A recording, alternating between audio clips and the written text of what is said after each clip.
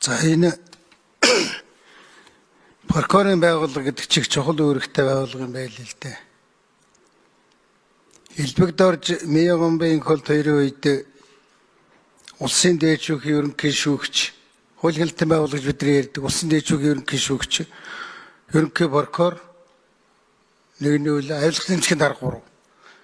Тэр 3-ыг өөрсдөө хүнээр тавьж аваад ястныг алж өгсөн. Дараагаар нь Баттулга ерөнхийлөгч болоод одоо ерөнхийлөгч болсон хөрөлсөх нэг нь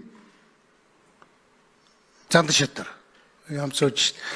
Энэ 3 одоо болохоо байлаа, энэ өмнөх хүмүүс ер нь болохгүй байна, эднийг нэг өөрчлөхгүй бол энэ хонгол ер нь хэцүү байна гэдэг ингээд 3 хүн гаргаж ир тавьсны нэг нь одоо энэ ерөнхий прокурорын Жаргал сайхан Атагийн дарга Таштава. Энэ хоёр хүний хоёулынгийн буцаагаад хамлыгээд оруулж ирж байгаа юм байна л да.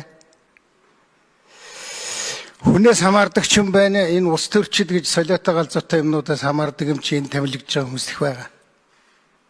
Би ер нь одоо энэ улс төрчид томилж байгаа цагт бол энэ улс төрийн нөлөөллөөс ангиж ирэхгүй мэй гэж ойлгож байгаа.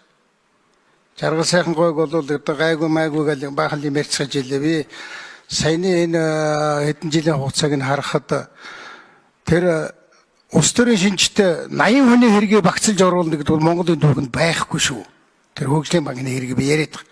Хөгжлийн банкны гэж хэрэг байж болно. Тэгэл тэр хэрэгээр нь ингээд салгаад ингэхгүй 3 сар гаруй одоо 80 хүнийг драмын театрт тоглуулад тэгээд 80 гаруй хүнээс 40-од нөлөө цагаадаад ингээд явсан байхгүй. Тэгээд тэрний хойноос одоо ингээд дахиад өчнө хэдэн сар жилээр явуулж идэг. Тэгэхээр би одоо энэ үйлдэлээс бол энэ улс төрчдийн нөлөөлөл бас танаас салахгүй л байна да хөөрхийл гэж бодож байгаа.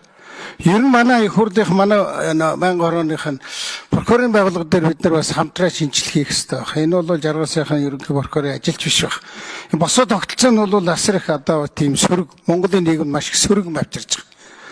Даргын томилогдсон хүн бол даргадаал үйлчлэн төлөөс хууль биелүүлэх, хуульдаа үйлчлэх гэдэг юм бол тэгэхээр онлын хувьд бид нар яриад бол байдгүй юм шиг байл. Ийм бас өөрчлөлмөр байна. Тэр хорих газрууд дээр хүртэл одоо ингээ магдлангаар ингээ гаргана гэдэг чинь л үзмжээр л явж шít. Уг нь бол тэр ял идлэх жилийнх нь хагасаар нь гаргачихар юм байхад одоо тэр хөгжлийн банкны хэрэгээр орсон мó нэг залуу одоо нэрийн хэлтгэл багт Мөнхбатыг өчнөнд хамлж байгаа шít. 2 жил 8 сар авсан бол 1.4 жилээр ордог байхад зарим хүмүүсийг үзмжээр нь 2 жил хүртэл явуул. Ийм та нар л ажигладаг болохоос биш над шиг нөгөө хонглоор нь яваад гараад өчнө олон залуучууд бас одоо ингээ хожим хилмигдэж байгааг харахад их харамсалтай байдаг шүү. Би сая бүлэг дээр асууцъя. Би асуулт асуугааг одоо ерэн зүгээр санал хэлчих. Бас таныг одоо анхаарч ажилласаа одоо ингээд баахан нөхдөө танд хайр зарлал бүгдээрээ л одоо дахиад 6 жил болгол гэж хэлээ. Гэхдээ болгол тэгтээ яхан юм хийлдэ. Хуулиас нь сахиулаад өгөлдөө. Би танд бас түрүү хэлсэн одоо дахиад хэлчихье. Энэ судлам дарж чимгээ нарыг одоо хэрэгтэй төвөгт нь ингээд хилмигдүүлсэн хүн эдгээр нь одоо цагаатчихад байхад яагаад таны прокурорын байгууллага тэр энэ одоо хэргийг хариуцж ирсэн Батчаргал гэх прокурор нь өмнө ерөнхий прокурор болоод явчихдаг юм бэ гэсэн. Таны хариулт хэрэггүй баг. Зүгээр ер нь ингээд бас ухаад ингээд яриул үнэхээр энэ Монголын нийгмийн жаахан шудраг уулгыг яриул ярих юм зөндөөл байгаа. Тэгтээ та 6 жил ажилласан жижиг сажиг нөлөөлөл орсон байх. Мэдээж бүх прокурорын бүх үйл ажиллагаанд бол улс төрчдийн нөлөөлөл юм уу босоо нөлөөлөл байхгүй байх. 100% гэж би хэлээгүй шүү.